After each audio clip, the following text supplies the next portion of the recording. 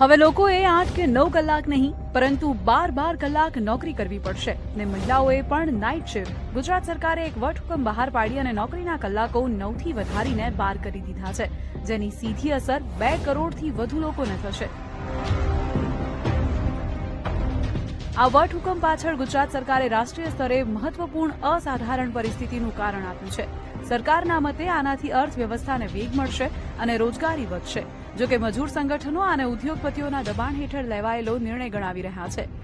કામદાર 12 કલાક કામ કરે તો 2 શિફ્ટ 3 શિફ્ટની જગ્યાએ 2 શિફ્ટ ચાલે એટલે લોકોની નોકરીઓ ખતમ થાય. ઉદ્યોગપતિઓ અને કોર્પોરેટ ઘરાનાઓના દબાણ હેઠળ અને એમને ફાયદો થાય એટલા માટે સરકાર આ વટહુકમ લાવી છે. કેટલાક નિયમો હેઠળ મહિલાઓને સાંજના 7 થી સવારના 6 વાગ્યા સુધીની નાઇટ શિફ્ટની મંજૂરી અપાઈ છે, જ્યારે ઓવરટાઇમના કલાકો પણ 75 કલાકથી વધારીને 125 કલાક સુધી કરાયા છે.